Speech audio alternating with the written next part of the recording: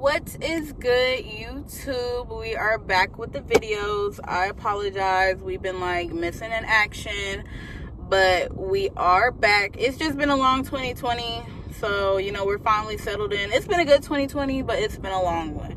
But we are finally settled in, so we are gonna be back.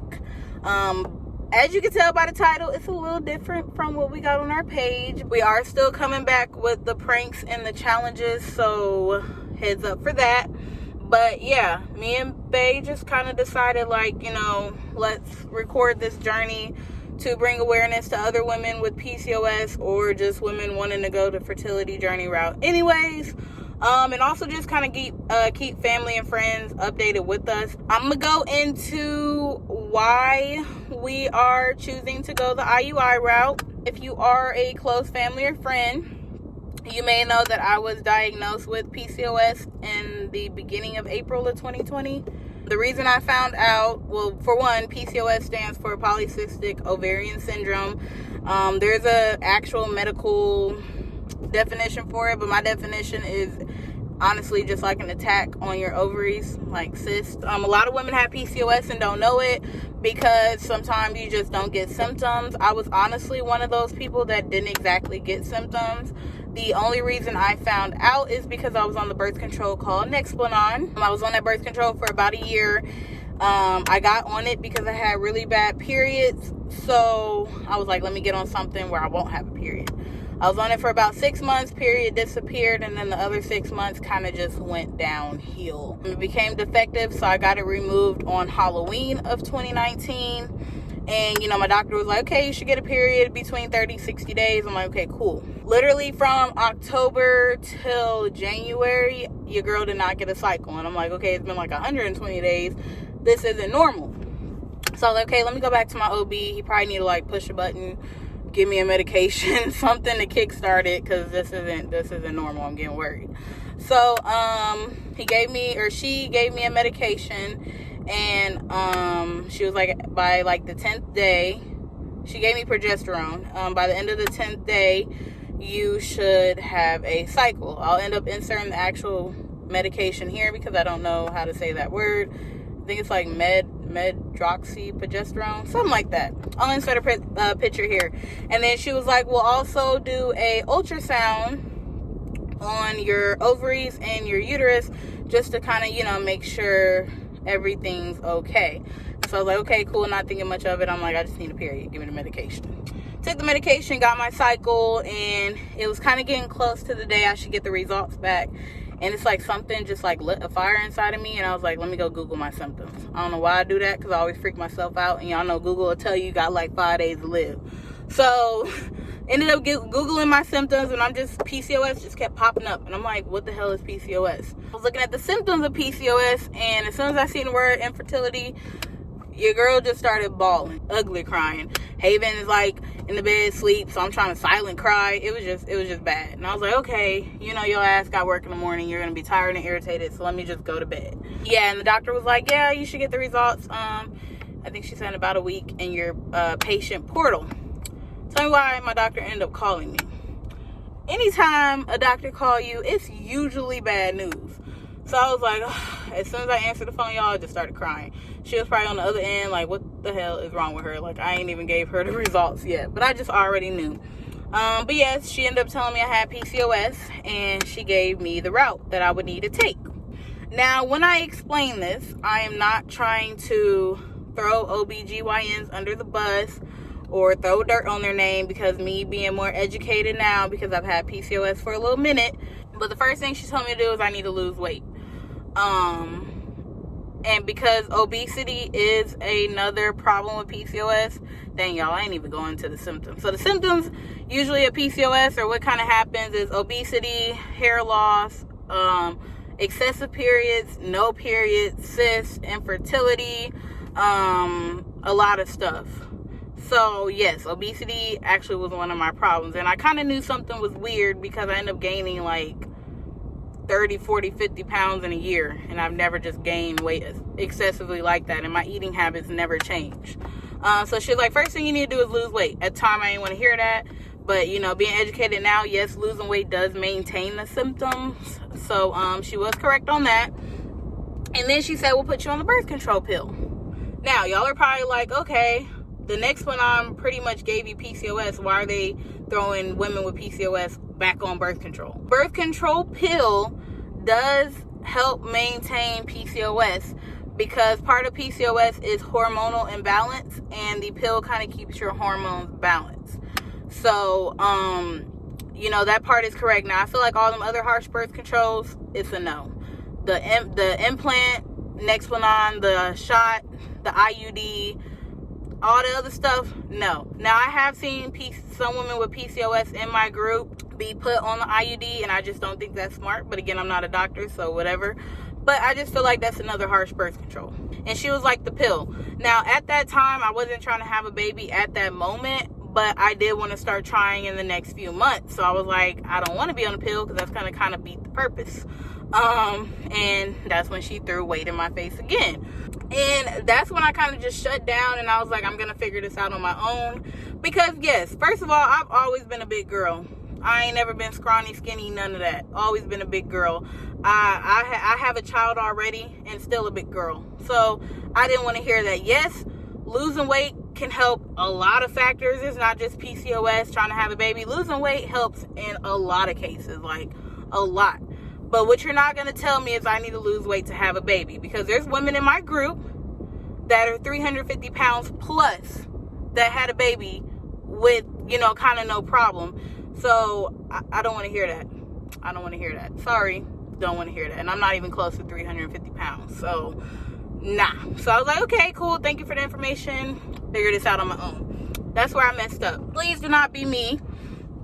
If you find out you have PCOS, please don't be me and go try all these different supplements out here, them fertility supplements and PCOS supplements and all that. Don't do that, because I messed myself up even more. Now, I did tell y'all one of the symptoms of PCOS is excessive bleeding. And I didn't have that problem until I started trying all these supplements. I put myself on something called Vitex, which it worked for a lot of women, but for me it didn't. Your girl ended up bleeding for 60 days plus. It almost got so bad I almost put myself in the emergency room. And I had to be put on another pill to stop the bleeding. So, don't do that. But finally, let me go see a fertility specialist. You know, I should have been and done that. But in my head, every time I heard fertility specialist, I was like, expensive, can't afford it. Insurance probably don't cover it. And I was like, the worst that can happen is just I can't afford it. Period. So yeah, in June of 2020, I ended up contacting my nearest fertility clinic at the time where we were living. And that was the best decision I've ever made. Like, it was such a good decision. I ended up having to do a virtual appointment due to COVID, so it wasn't in office or nothing, but it was really good. She was straight to the point. She was telling me, you know, whatever you want, we're going to try to make it happen, period. So it was cool. Again, at that time, I wasn't trying to just get pregnant. I was like, I just kind of need to know what steps I need to take to prepare. What do I need to do? So she set me up an appointment. She said, I'm going to start you off with the bases. If you have a partner, you need to do, he needs to do a sperm analysis, and we'll do an HSG test on you. There is a long word for that. I'll end up inserting it here because I don't know how to say it. But it's basically a saline and a dye test.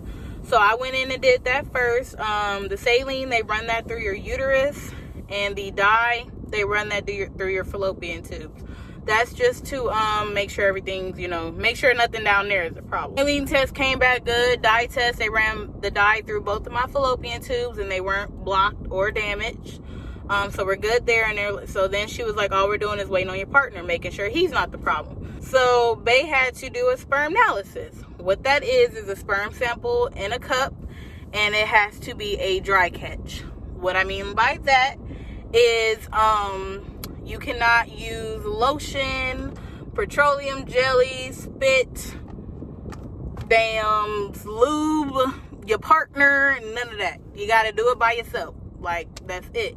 Now, I have heard from other women before COVID that the guys would do the sperm sample in the office, and some women actually got to say that they could help their partner if he was having trouble.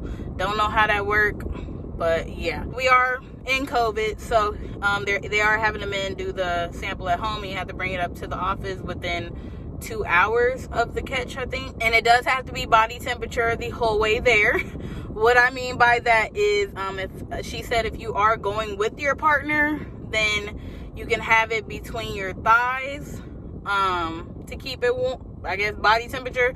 And if your partner is going by himself, then he needs to keep it between his thighs. Anyway it go, it need to be between somebody's thighs. His results will be back in like a week. We got him back, and his results was like on the top, on 10. He was good. So literally, I'm not exactly infertile. I just have a problem ovulating on my own. The doctor actually made that sound like it was a good thing. She was like, honestly, you're going to be an easy case, because most women come in here, they got one tube, one ovary, the man got low sperm count, it's all over the place. She was like, literally, you're going to be an easy case. We just need to get you to ovulate and get the sperm to hit the egg, and voila, there's a baby. Now I'm going to go into why we're going the IUI route. So she told me to, call the office whenever we're ready. In June, we were kind of getting prepared to move into a house we just bought, so we weren't trying to focus on conceiving. But we are now at the end of the year. We're moved in, we're settled, so we're ready to, start baby making. The office, she gave me the 3 routes that you can go, or my 3 routes. It's timed intercourse, IUI, or IVF. And then you can do a non-medicated or a medicated cycle. It's very rare for women to do a non-medicated cycle. Most fertility specialists would like you to do a medicated cycle so that they can kind of control everything. But in my instance, because they literally are going to have to force me to ovulate, I'm going to have a full medicated cycle, which is fine. And she said also with our situation, because I'm kind of an easier case, we could do timed intercourse or IUI. And I'm going to go more into that, of why we chose IUI over timed intercourse. For one, IUI has a higher success rate. And I'm going to go into coverage a little bit in a minute. But part of the coverage is trigger shot is not covered. The trigger shot is to force you to ovulate. I think the hormone in that is actually the pregnancy hormone, which is weird. But it's supposed to get everything in your body to talk like, hey, release that egg. The trigger shot is not covered. It's very rare if an insurance covers it. I don't care what insurance you have. It's very rare if an insurance covers the trigger shot. The trigger shot can range from $80, I've heard, to up to $350. And that depends on how many failed cycles you have and how many times your doctor if your doctor wants you to trigger each failed cycle. In any route I go, I would have to trigger. If I was to do a time intercourse, I would have to trigger. If I was to do an IUI, I would have to trigger. IVF, still got to trigger. So, and my doctor personally only allows me to do 3 rounds per journey. And so I was like, I don't want to go do 3 rounds of timed intercourse for it to fail, and I done came $300 out of pocket at this point. The pharmacy that they have me going through, the trigger shot is only like $104. So that would be $104 times 3 cycles if they were to all fail. Not saying they would. We could have did time intercourse 1 cycle and conceive, but I don't even want to take that risk. So I was like, I'd rather do IUI, which is a higher success rate. How that works is right now I'm on day 4 of the progesterone. It's the same progesterone I took back in like January to force a period. I'm actually on that same medication right now to force a period, because right now my body's acting like it don't want to bleed on its own. Now I'm on day 4. I should get my period by day 10. And literally on day 1 of my cycle, I called the doctor, hey, I'm bleeding. Let's get the ball rolling. And then after that, on cycle day 3, I go in for a baseline ultrasound. Now, yes, ladies, when you do go in for this ultrasound, you will most likely still be on your period. And yes, you have to get the ultrasound done. And that ultrasound is just to check, make sure you don't have any big cysts on your ovaries. Make sure your lining is not too thick, not too thin. Most women don't really take this appointment that serious, but if you are a woman with PCOS, this appointment might be really important to you, because if you do have a big cyst on one of your ovaries, your journey is paused and they got to decrease that cyst before you can even keep going. So I'm actually really nervous for this appointment. And then after cycle day 3, if that's good, then you are put on a medication to make your follicles grow, which are the eggs. Now, there is 2 medications they usually use to do this. One of them is Clomid. The medical term is clomidopine, I think, and then the other one is letrozole, and the medical term for that is Femara. Mostly women with PCOS, they like to put you on letrozole just because it's a higher success rate with women responding to that medicine. So that's what I would be on. Doctors put you on it usually cycle days 3 through 7 or 5 through 9. My doctor wants me to do cycle day 5 through 9. I don't know why. There's 2 different routes doctors go, but whatever, not about the questioner. And then after I take that pill for 5 days, then I would go in for another ultrasound on cycle day 11 through 13. That ultrasound is to check your ovaries again and make sure your follicles responded to the medicine. They like to see them at a certain size. I might get this incorrect, but she likes it between 18 and 25 mm. My guess that means millimeters. If your follicles isn't at the size they want it to be, you have to take that same medication for another 5 days, and they just up the dose. Hopefully my body responds the first time, and then I can keep going. So yes, I would take it for 5 days, cycle day 11 through 13. You get your ultrasound and make sure your body responded. And if it did respond, then we're at the exciting part where I get to trigger. The trigger is supposed to force ovulation for those mature eggs to drop. And y'all will see that too. We're going to record Haven giving me the trigger shot in my stomach. And then after that, about 2 days later, because I don't know what she exactly said. I think she said like 24 to 72 hours later, you should ovulate. But I'm just say 2 days, because literally 2 days later, I go in for the IUI. We are going to record that too. When I tell y'all I'm going to make sure I get y'all this footage, I'm going to make sure I get y'all this footage. Because yes, most doctors don't allow recording in the office due to HIPAA, all that stuff. But, you know, this is my journey, and I'm getting this footage, period. We would have to do the sperm sample the same day. We would actually have to have intercourse that same day after the IUI, and the day after that, and the day after that, and I think the day after that. That's a lot of intercourse. But the good thing is the doctor steps out while I get undressed, and she has a switch in her room that I flip, and it notifies them they can come in. While I'm getting undressed, Bae is going to hide the camera. And like I said, it's going to be very raw and uncut, but I'm not about to have y'all out here seeing my hoo-ha, so we're going to blur that part out. But I did want to have y'all see them put in the sperm in the catheter and, you know, inserting it. Y'all just won't see that, but y'all see the motion of the doctor. Y'all gonna know what's going on. And then after that, I have to lay there for 15 minutes, I think, with my legs up. And then after that, I'm good to go. And we're in that 2-week wait. Gonna be a long 2 weeks. A long 2 weeks. And actually, I don't think the doctor is letting me test till 17 days past IUI. And y'all know I'm not gonna wait that long. Y'all gonna see me recording, and I'm gonna probably be 3 days past IUI, knowing damn well it ain't gonna show up on the test if I'm pregnant or not. But it's probably gonna make me feel good, so I'm gonna do it anyways. And y'all gonna see it. Y'all gonna be like, you're an idiot, but it's okay. That's gonna be 1 IUI cycle. I am hoping that we only gotta do 1 round, but you know, she's giving me 3 rounds. So again, if we don't conceive this first IUI cycle, like, y'all are gonna see the good, the bad, and the ugly. Y'all are probably gonna see me ugly cry, and I'm gonna just suck it up and do it again. My goal is to conceive by Christmas. That would be a wonderful Christmas day, Christmas present. But yeah, we'll keep y'all updated. Like I said, we're gonna try to record everything we can, but for sure I want to make sure I give y'all that IUI video, that the day, like the actual day. I want to make sure y'all get to see that. And this is gonna be a journey, but I'm excited. Yes, Haven wasn't in this video with me, but of course he will be in the other ones. I mean, this was kind of an intro of what we're gonna do, so he didn't need to be in this one. We'll be dropping videos in between this, pranks and challenges and stuff like that. If we do end up getting pregnant, please don't think we're gonna stop doing videos, because your girl gonna be out here 9 months pregnant, probably still trying to do pranks. So yeah, y'all gonna see it all. But like I said, we'll keep y'all updated, and we'll be back with it.